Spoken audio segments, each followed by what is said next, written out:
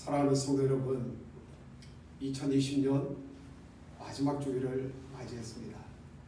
힘들고 어려웠던 순간들 많았지만 하나님께 감사하면서, 그리고 또 아름답고 거룩하고 복된 새해를 우리가 믿고 소망하면서 2020년 성령 주일 예배를 우리 하나님께 함께 드리겠습니다. 사도신경으로 신앙을 고백하겠습니다. 전능하사 천지를 만드신 하나님 아버지를 내가 믿사오며 그 외아들 우주 예수 그리스도를 믿사오니 이런 성령으로 잉태하사 동정녀 마리아에게 나시고 본디오 빌라도에게 고난을 받으사 십자가에 못 박혀 죽으시고 장사한 지 사흘 만에 죽은 자 가운데서 다시 살아나시며 하늘에 오르사 전능하신 하나님 우편에 앉아 계시다가 저리로서 산자와 죽은 자를 심판하러 오시리라.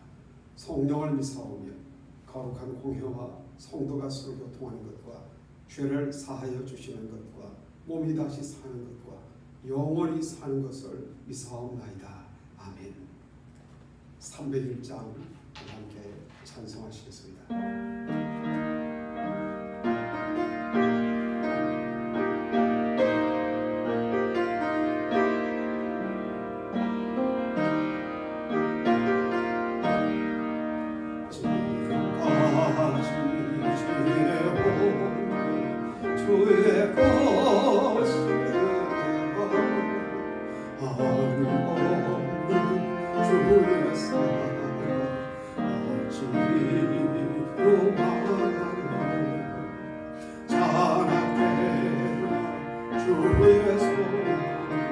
항상 서주시고 모든 일을 주 안에서 영원하게 하시네. 영원하다 새 힘마다 사네. 물듯이 무엇이 내 조카 사랑 없는 거리에 험한 선 길에 맺는 주의 손을 못해 잡고 찬송하며 가리라. 주는 다시 배워라. 날로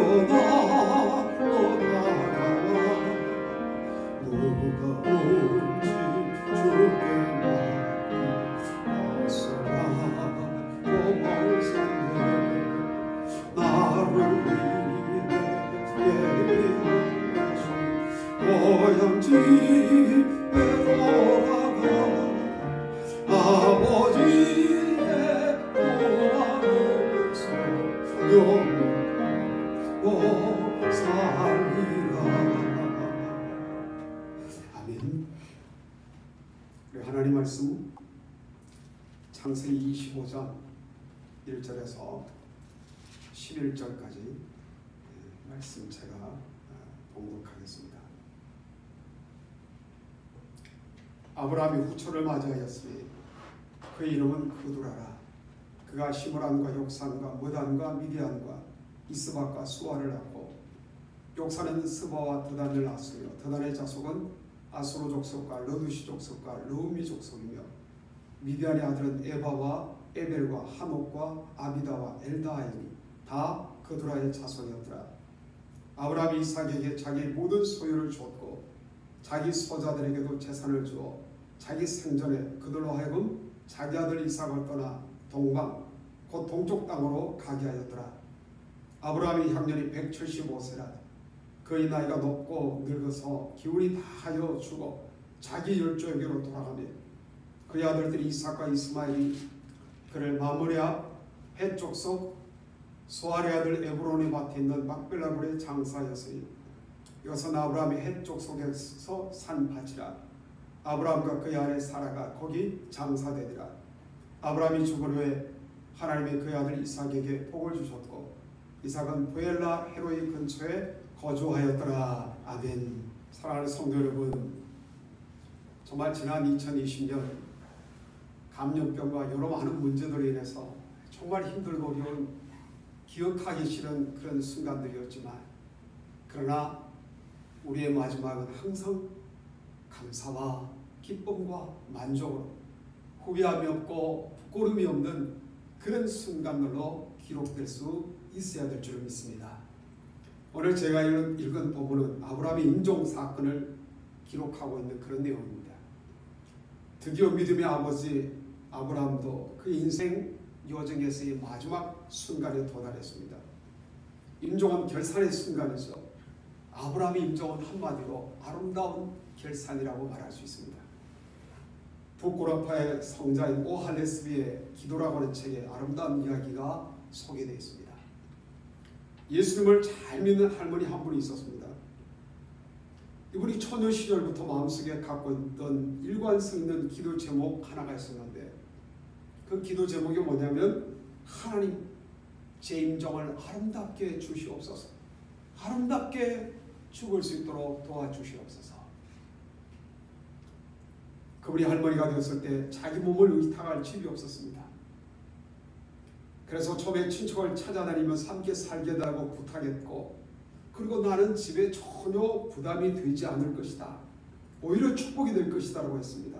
왜? 하나님 앞에 아름다운 임종이 되게 해달라고 늘 기도했기 때문이었습니다. 그러나 아무도 이 얘기를 믿어주는 사람이 없었습니다. 그런데 뜻밖의 같은 교회에 출석하는 젊은 커플이 할머니를 그 집에 모셨습니다. 그러면서 이렇게 얘기를 합니다. 할머니와 하나님이 우리들의 하나님입니다. 그리고 할머니의 그 일생을 통해 구한 기도 하나님 반드시 응답해 주실 것입니다. 그래서 함께 살았습니다. 정말 할머니의 탄원처럼 이 할머니는 이 젊은 커플에게 전혀 부담이 되지 않았습니다. 언제나 그 가정의 분위기를 명랑하게 만들어줬고 도움이 되고 축복이 될지언정 전혀 부담스러운 존재가 아니었습니다. 그날 저녁에도 온 식구들이 함께 찬양하고 즐거운 이 저녁 대화를 나눈 후에 할머니가 잠자리에 들었습니다. 그런데 이튿날 아침에 일어나질 않는 거예요. 그래서 이 젊은 부부가 녹하고 들어가 보니까 할머니가 잠을 자는 듯 세상을 떠나신 것이었습니다. 할머니의 유품을 정리하는데 거기에 유언서가 나왔습니다. 이렇게 시작되고 있습니다. 바로 젊은 부부에게 주는 감사의 그런 편지였습니다. 나는 이날이 올 것을 기다렸습니다. 내 인생의 마지막 순간들은 당신들 때문에 정말로 행복한 시간들이었습니다. 나를 믿어줬고 내 기도를 믿어줬고 그리고 하나님을 믿은 당신들, 그대들과 함께한 나날들은 정말 행복한 내 인생의 순간들이었습니다. 다시 한번 감사합니다. 또 나를 믿고 받아준 나의 하나님께 감사합니다. 나는 당신들을 축복하면서 떠납니다. 그리고 편지 마지막에 이렇게 되어 있습니다. 나를 믿어줬고 나와 함께 해주었던 고마운 당신들, 하나님 나라를 위해서 당신들이 정말로 귀하게 쓰임받을 것을 믿기 때문에 그렇게 많지 않은 재산이지만 내 유산을 당신들에게 남깁니다. 고개를 좁지 않은 유산이 젊은 부부에게 남겨져 있었습니다. 정말 아름다운 임종이었습니다. 오늘 본문의 아브라함의 임종도 아름다운 임종이었습니다. 히브리서 11장 13절에 보면 그가 믿음을 따라 죽었다라고 기록되어 있는데, 그런데 그가 믿음으로 죽었다는 것은 이전에 믿음으로 하루하루를 살아왔다는 그런 것을 바로 이야기하고 있는 겁니다. 그런 믿음으로 살다가 믿음으로 죽었던 것입니다. 그래서 그의 임종은 아름다운 임종이 될 수가 있는 거죠. 그의 한평생은 한마디로 말하면 아름다운 죽음을 준비했다, 아름다운 결산을 준비한 인생이었다라고 말할 수가 있는 겁니다. 오늘 한 해의 마지막 주일입니다. 그렇기 때문에 이날은 한 해의 결산이라고 말할 수 있습니다. 그런데 오늘이 단지 2020년의 마지막 주일이 아니라 내 인생의 마지막 날이라고 생각한다면 과연 어떨까요? 그래서 저는 오늘 아브라함에게서 배울 수 있는 아름다운 결산을 나누고자 합니다. 그 어느 날 찾아올 그 마지막 순간이 정말 아름다운 결산이기 위해서 오늘 우리는 무엇을 배워야 될까요? 그 대답을 아브라함의 마지막 인생 성향에서 찾아보고자 합니다. 먼저는요, 우리는 하나님 앞에 모든 것을 깨끗하게, 깔끔하게, 아름답게 정리하면서 살아갈 수 있어야 된다는 교훈을 받고 있습니다. 우리는 하나님 앞에 모든 것을 정리하면서 사는 것을 배워야 됩니다. 자, 오늘 본문은 아브라함의 그런 재혼 사건에서부터 시작되는데 1절에 이렇게 되어 있습니다. 아브라함이 후처를 맞이하였으니 그 이름은 그두라라. 자, 이것은 바로 사라가 임종한 후에 이루어진 사건입니다. 24장의 마지막 구절을 보면 마지막 구절에 사라의 장례식이 소개됐습니다. 사라의 죽음 후에 아브라함은 그두라라고 하는 이름의 여인과 생애의 마지막을 살았습니다. 그 이름의 뜻은 유향인데 거의 38년 가까이 삶을 살았습니다. 2절에서 4절은 바로 이 여인과의 사이에서 낳은 6 아들의 이름이 기록되어 있고, 그리고 그 다음은 그들을 통해 다시 얻게 된 손자들의 이름이 기록되어 있습니다. 그리고 5절 6절에 보면 아브라함이 죽음 직전에 내린 어떤 결단이 소개되어 있습니다. 아브라함이 이삭에게 자기의 모든 소유를 주었고 자기 서자들에게도 재산을 주어 자기 생전에 그들로 하여금 자기 아들 이삭을 떠나 동방 곧 동쪽 땅으로 가게 하였더라. 여러분, 이 결단이 어떤 의미를 가지고 있는 것입니까? 아브라함은 사후에 사라를 통해 얻은 아들 이삭과 하가를 통해 얻은 이스마엘, 그리고 그두라를 통해 얻게 된 자손들 사이에 분쟁과 갈등이 예견되어 있었기 때문에 그 갈등과 분쟁을 최소화하기 위한 결단을 내린 것이었습니다.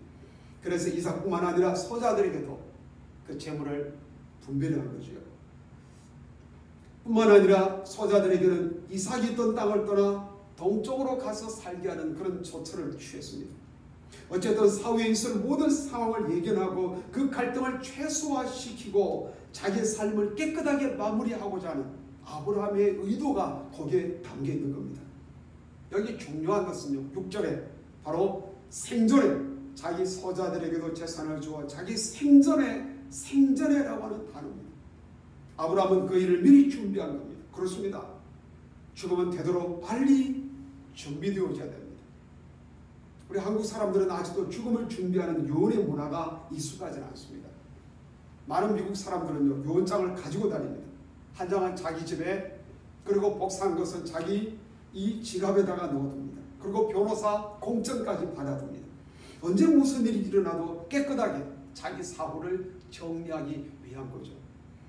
우리 그리스도인들이 이 땅에서 앞장서서 해야 될 문화적인 개혁이나 개선 가운데 하나가 바로 유언을 준비하는 일이 아닌가 생각해 보게 됩니다. 정리한다는 것, 그래서 죽음을 깨끗이 마무리한다는 것은 바로 저 영원한 소망을 가진 우리 그리스도인들에게는 더욱더 필요한 일이 아니겠습니까? 아브라함은 자기의 삶을 잘 정리했습니다. 그래서 그의 마지막 순간은 아름다운 결산일 수 있었습니다. 저와 여러분도 하나님 앞에 모든 것을 정리하고 살아가는 이 교훈을 꼭 배우실 수 있기를 바랍니다. 두 번째요, 오늘 본문에서 아브라함의 인생의 마지막이 아름다운 결산일 수 있었던 또 하나의 이유는 하나님을 신뢰함으로 만족한 인생을 사는 것을 우리가 배울 수 있다는 것입니다. 여러분, 아름다운 결산을 원합니까?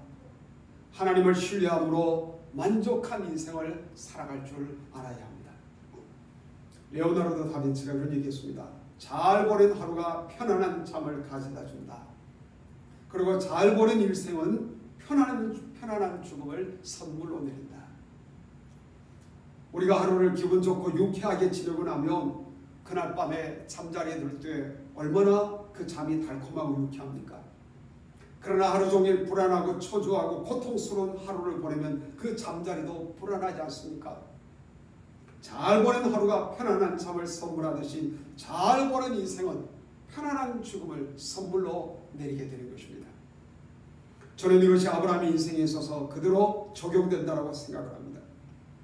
아브라함의 인생, 특별히 그의 마지막 인생, 그 아름다운 석양, 자, 오늘 그런 내용들을 우리 가운데 보여주고 있는데, 첫째로 보면 아브라함의 향년이 175세라 이렇게 되어 있습니다.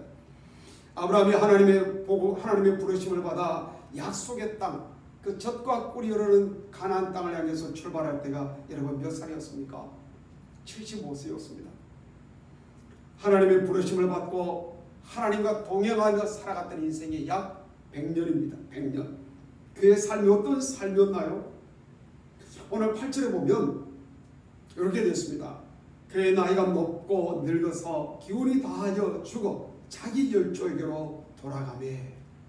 나이가 높다. 자, 이게 무슨 의미일까요? 그리고 그 다음에는 기운이 다하여 죽었다는 것입니다. 자, 나이가 높다. 이 말은 대부분의 영어 번역에서 satisfied, full, 자 이렇게 쓰여지고 있는데 이것은 만족이라는 것입니다. 만족스러운 인생이었다. 이 말은 아브라함 인생이 충만한 인생, 가득 차 인생, 만족스러운 인생이었다는 것입니다. 왜? 하나님 때문에. 하나님을 의지하고 하나님을 신뢰하는 믿음 때문이었던 겁니다. 아브라함이 자기 욕심이 다 만족되고 허영이 다 만족됐기 때문에 인생이 만족스러웠다는 그런 결산보고서를 쓰는 것이 아니라 하나님께 대한 믿음, 하나님을 의지하고 하나님을 신뢰했기 때문에 내 인생은 만족한 인생이었습니다라고 고백하고 있는 것입니다. 아브라함은 자기 인생을 돌아보면서 마지막 석양의 순간, 마지막 결산의 순간 앞에서 이렇게 고백하고 있는 것입니다. 하나님, 정말 하나님 때문에 내 인생은 행복했고 하나님 때문에 정말 내 인생은 살만한 가치가 있었습니다. 여러분 그것이 가능할 수 있다고 믿습니까? 저는 가능하다고 믿습니다. 여러분 우리가 잘 아는 시편 23편, 이 시편을 기록할 때 다윗은요 왕이 아닌 젊었을 때 기록한 것입니다. 아직도 많은 도전 앞에 서 있고 시련을 통과하고 있었고 사울에게 쫓기고 있었습니다. 그 많은 인생의 딜레마에도 불구하고 하나님을 의지함을 배울 수 있었던 다윗은 이런 고백이 가능했습니다. 여호와는 나의 목자시니 내게 부족함이 없으리라. 하나님을 목자로 삼았기 때문에, 그 하나님이 내 인생을 인도해 주실 줄로 확신했기 때문에 그가 나를 푸른 풀밭에 눕게 하시고 쉴 만한 물가로 인도해 주시고 내가 비록 사망의 음침한 골짜기로 닿는다 할지라도 해를 받음을 두려워하지 않는 것은 하나님이 나와 함께 하신다라고 하는 그런 고백이 가능했던 것입니다. 초등하신 하나님, 전지하신 하나님, 내 소망과 구원이 되시는 하나님이 함께 하시기 때문에 만족하다라고 고백할 수 있었던 다윗. 여러분 예수님이 요한복음에서 이 땅에 오신 목적을 선포할 때도 같은 내용의 말씀을 주셨습니다. 10장 10절에 이렇게 말씀을 합니다. 내가 온 것은 양으로 생명을 얻게 하고 더 풍성히 얻게 하려 함이라. 할렐루야. 어떤 분이 이렇게 질문합니다. 그런데 주의 삶은 오늘까지 영적으로 왜 이렇게 가난하고 왜 이렇게 고통스럽고 왜 이렇게 불안 속에서 헤어나지 못하고 있는지 모르겠습니다.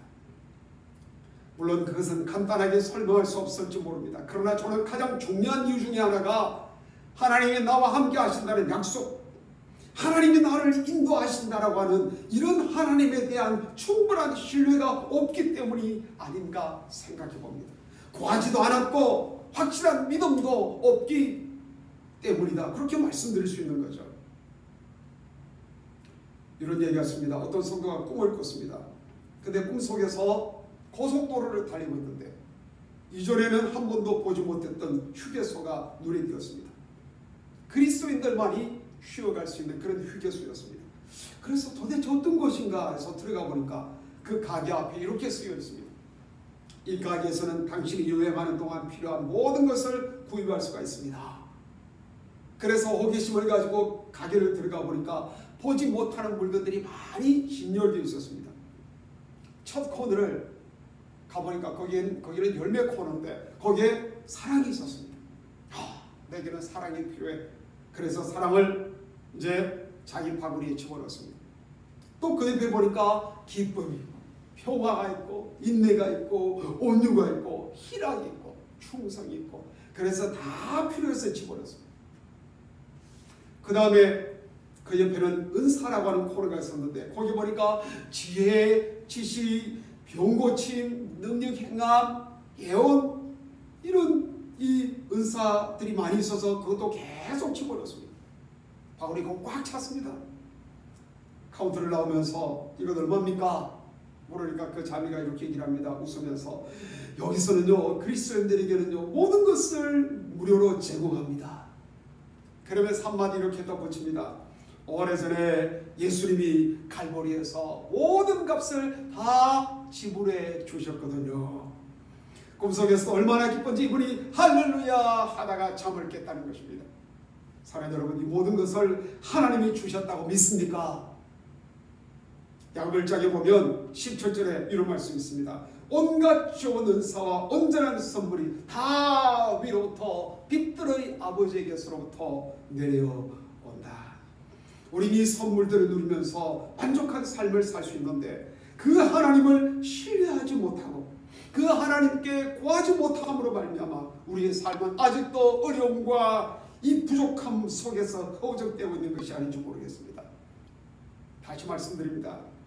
우리 모든 허영까지 만족시켜주는 것을 주님이 약속한 건 아닙니다. 그러나 우리가 제대로 하나님을 신뢰하고 그 보좌 앞에 나아가 주님과 더불어 교통하고 주님과 의논하며 살아간다면 오늘 저의 인생도 여러분의 인생도 어떤 질병과 어떤 감염병과 어떤 환난 가운데서도 충분히 감격하고 충분히 만족한 그런 인생을 살게 될 줄로 믿습니다. 이렇게 만족한 인생을 사는 사람들, 이런 인생을 사는 사람들이 인생 마지막에 이런 고백을 할 수 있을 것입니다. 하나님, 저는 주님 한 분만으로 만족합니다. 하나님, 저는 더 이상 더 원함이 없습니다. 하나님, 저는 주님 때문에 행복합니다. 여러분, 이렇게 만족한 삶을 살아간 사람들이 마지막에 내릴 수 있는 아름다운 결산, 이런 결산을 여러분 원하십니까? 여러분을 위해서 그리스도 안에 예비된 그 놀라운 선물을 여러분 마음껏 누리게 되시기를 바랍니다. 세 번째, 오늘 본문에서 배울 수 있는 또 하나의 교훈은 하나님의 축복이 다음 세대로 계승되어져야 된다는 것입니다. 여러분, 한 사람 한 사람의 인생에 대한 진정한 평가는 사후에 비로소 내려질 수 있다고 생각을 합니다. 그리고 그 인생이 얼마나 하나님께 인정받을 수 있는 것인가를 평가하는데 가장 중요한 기준 중에 하나는 이런 것이라고 생각을 합니다. 내가 살아오는 인생 동안, 특별히 예수 믿고 살아오는 동안 내 삶이 다른 사람들에게 얼마나 축복이 될 수가 있습니까? 내가 떠나가면 내가 살다간 인생 자리에 나는 어떤 축복을 남기고 떠나갈 수가 있을 것인가? 나 때문에 우리 가정이, 우리 교회가, 그리고 우리 민족이 얼마나 더 커다란 축복을 경험하고 누릴 수가 있을 것인가? 내가 떠나가는 그곳에 여러분은 어떤 축복을 남길 수 있을 것이라고 생각하십니까? 하나님께서 아브라함을 불러주신 이유, 선택하신 이유가 뭡니까? 창세기 12장에 보면 하나님께서 아브라함을 부르시며 이렇게 말씀을 합니다. 내가 너 이름을 장대하게 하겠다. 내가 너를 축복하노라. 너는 축복의 그들이 될 것이다. 그는 정확하게 옮긴다면 축복의 통로라고 하는 말입니다. 하나님께서 우리를 축복하신 이유, 우리를 구원하신 이유, 그리고 이 모든 은사와 선물로 우리의 삶을 채워주신 이유는 나 혼자 잘 먹고 잘 살기 위해서가 아니라는 것입니다. 내가 축복의 통로가 되어야 한다는 겁니다. 나를 통해 다른 사람들에게 그 축복이 흘러갈 수 있도록, 축복의 통로가 될 수 있도록 나를 부르셨다는 사실을 꼭 기억하고 믿으시기를 바랍니다. 아브라함이 어떻게 그런 축복의 통로가 될 수 있었다고요? 어떻게 아브라함은 그 축복을 남길 수 있었다고요? 오늘 본문에 보면요, 아브라함의 인생에 대한 마지막 결산을 성경은 이렇게 증언하고 있습니다. 11절에 보면 아브라함이 죽은 후에 하나님이 그의 아들 이삭에게 복을 주셨고, 하나님은 아브라함을 부르셨고 축복하셨습니다. 그리고 복의 근원이 되라고 하셨습니다. 축복을 계승하라고 하셨습니다. 그런데 아브라함의 마지막 일생을 보고하고 있는 이 성경의 대목은 아브라함이 죽었다 라고 말하고 있습니다. 그런데 이것이 드라마의 끝이 아닙니다. 다시 아브라함이 이삭에게 복을 주었다라고 말씀을 합니다. 무슨 말입니까?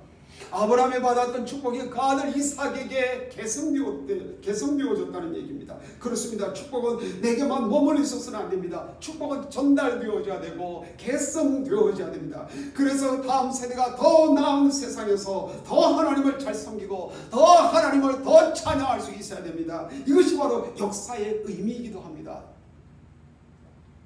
헝가리가 낳은 세계적인 피아니스트 엔도르 폴데스라는 사람이 있습니다. 이 사람이 무명의 어린 피아니스트였을 때 좋은 스승에게 사사받으려고 수도 부다페스트로 갔습니다. 한참 명성을 떨치고 있던 에빌 본 사우라고 하는 스승을 만나서 사사받기를 요청을 했습니다. 그랬더니만 에빌 사우가 그에게 베토벤의 곡을 하나를 주면서 연주를 해보라고 하는 것입니다. 그래서 엔도르 폴데스가 열심히 연주했습니다.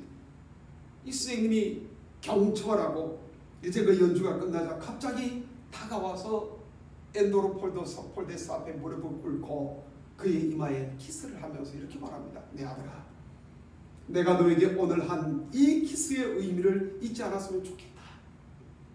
내가 나의 가장 존경하는 스승 프란츠 리스트에게 사사받기 위해 왔을 때 그분이 내 연주를 듣고 나서 내 곁에서 이렇게 키스를 떼주었단다. 내가 너에게 해주는 이 축복의 키스를 잊지 말라. 그리고 너는 너의 이 재능을 또 다른 사람들에게 전해주어야 한다. 축복의 키스는 전달되어져야 합니다. 우리가 받았던 이 모든 탈란트, 이 축복, 이 은혜, 이 선물, 이 믿음, 이 은총을 누군가에게, 그리고 우리의 자녀들, 우리의 다음 세대에게 반드시 전달할 수 있어야 합니다. 그것이 바로 우리가 인생을 사는 이유라고 성경은 가르쳐주고 있는 것입니다. 하나님의 백성으로서의 우리 인생에 대한 가장 중요한 삶의 결산은 내가 하나님께 받은 구원, 하나님이 내게 주신 은혜, 하나님이 내게 누리게 하신 이 축복을 누군가에게, 다음 세대에게서 어떻게 전달하고 떠날 수 있느냐 하는 것입니다. 그런 사람만이 인생의 가장 진지하고 아름다운 마지막 그 결산 앞에 설 수 있게 될 것입니다. 여러분, 아름다운 인생의 결산을 원하십니까? 무엇보다도 우리 인생의 주인 살아계신 하나님 앞에 나오십시오. 그리고 그분을 신뢰하십시오. 그 하나님이 우리를 죄 가운데서 건져내시고 사용하시기 위해서 하나님 아들 예수 그리스도를 보내주셨고, 그분은 십자가에서 우리의 죄와 허물을 담당하시려고 그 보배로운 피를 흘려주셨습니다. 이제 그 예수를 믿고 구원받은 일, 그리고 그리스도 예수 안에서 하나님이 우리를 위해서 예비하신 그 모든 신령한 축복들, 그리고 삶의 아름다운 은혜들을 여러분 마음껏 누리십시오. 그리고 그 삶이 너무 고맙게 느껴지거든 시편 기자와 더불어 이렇게 고백하십시오. 주님, 내 잔이 넘칩니다. 주여, 내 잔이 넘치나이다. 그리고 여러분의 잔이 넘치는 것을 보고는 그 잔을 다른 사람과 함께 더불어 나누십시오. 이런 삶의 풍요함과 이런 은혜의 풍성함을 알지 못하는 이웃들과 더불어 함께 축복의 잔을 함께 나누십시오. 뿐만 아니라 그 잔을 반드시 꼭 틀림없이 분명히 다음 세대 여러분의 자녀손에게 전달하십시오. 그때 여러분의 인생이 맞춰지는 순간 반드시 이렇게 고백하게 될 것입니다. 하나님, 저의 삶이 쉬운 것은 아니었지만 제 인생은 주님 때문에 살만한 가치가 있었습니다. 그리고 예수 그리스도 당신 때문에 내 인생은 정말로 행복했습니다. 사랑하는 성도 여러분, 정말 드라마틱한, 정말 이런 순간이 또다시 있을까 싶은 2020년, 그래도 마지막 송년주일을 우리가 맞이했습니다. 여러분, 오늘 같은 한 해의 마지막 주일 혹은 한 해의 마지막 날의 결산이 아니라 여러분 정말 우리 인생의 마지막 결산이 우리 앞에 닥친다 할지라도 여러분 감사와 기쁨으로 후회함이 없고 부끄러움이 없는 아름다운 결산을 사랑하는 성도 여러분 맞이할 수 있겠습니까? 꼭 그렇게 우리 모든 삶의 마지막 순간, 인생의 마지막 순간에도 감사와 기쁨으로 후회함도 없고 부끄러움도 없는 아름다운 결산을 저와 여러분들이 반드시 맞이할 수 있게 되기를 주 예수 그리스도의 이름으로 축원합니다. 아멘. 걸어가시고 존귀하신 하나님 아버지, 2020년 신년주일 기쁨과 환희와 감격과 결단으로 시작했고, 그리고 이 한 해의 순간순간들 하나님께서 은총과 축복으로 지켜주셨고, 이제 오늘 마지막 송년주일을 맞이하게 됨을 감사합니다. 하나님, 지난 한 해 동안 정말 쉽지 않은 인생길을 걸어왔습니다. 정말 민족적으로, 사회적으로, 가정적으로도 어려운 순간들을 맞이하며, 또한 낙담하고 눈물이 흘릴 때도 있었지만, 두려움과 공포에 젖기도 했었지만, 또 미움과 분노를 일그러지기도 했고, 이기지 않았던 어려운 순간들을 맞이하며 낙심하고 탄식하기도 했지만, 여기까지 하나님이 인도해 주셨고, 여기까지 하나님이 붙잡아 주셨고, 여기까지 우리와 함께 하신 임마누엘의 하나님을 찬양합니다. 하나님, 오늘 아브라함의 마지막 순간을 봅니다. 정말로 담고 싶고 배우고 싶은 그의 마지막 아름다운 인생의 결산, 생전의 모든 것을 준비했고 하나님을 믿고 의지하며 살아왔던 인생이었고, 그 축복의 삶을 자기 자녀들에게 물려주는 아름다운 결산, 우리도 꼭 배울 수 있도록, 그래서 늘 준비하는 인생, 하나님을 믿고 신뢰하는 인생, 어떤 어려움 속에도 흔들리지 않고 담대하며 또 이 아름다운 축복과 믿음을 자녀들에게, 다음 세대에게 반드시 물려주는 아름다운 결산을 군사들에게, 온 교회들, 우리 믿음의 백성들도 반드시 맞이할 수 있도록, 누릴 수 있도록 주여 도와주시옵소서. 이사옵고 감사 축복하며 예수님 이름으로 기도합나이다. 아멘. 390장 찬송하겠습니다.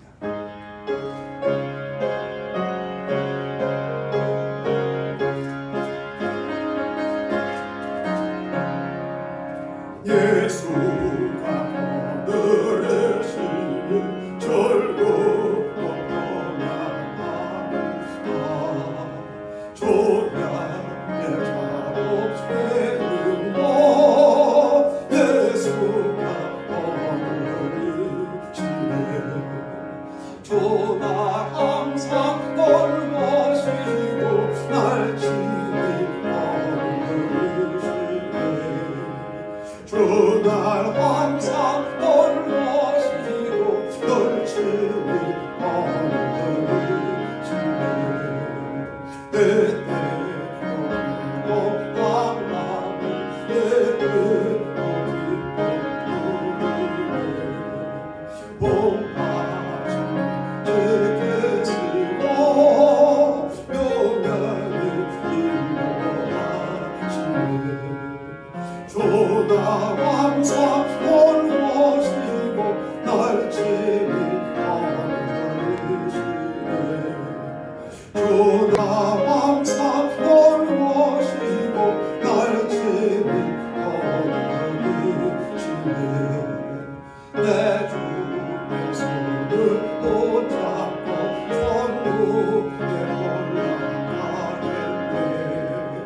외로운 즐거우나 예수가 거느리시네.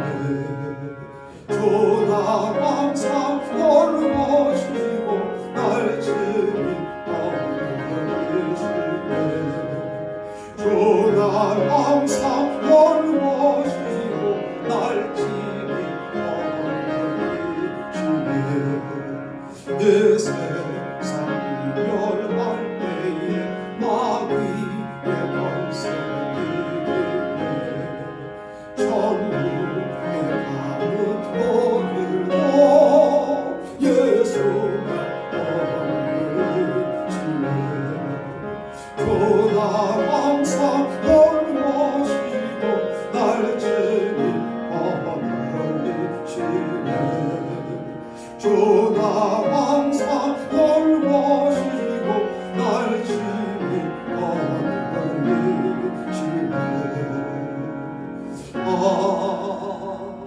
아멘. 2020년 마지막 주일까지 서로에게 큰 힘이 되고 버팀목이 되어준 우리 교우들에게 정말 감사를 드립니다. 우리가 신년주일까지 우리가 비대면으로 예배를 드려야 되고 1월 10일 날 우리가 함께 만나 꼭 예배 드릴 수 있기를 바랍니다. 그리고 또한 한 가지는 여러분들 헌금하실 때 꼭 그 이름과 그리고 내용을 꼭 적어서 보내주시면 감사하겠습니다.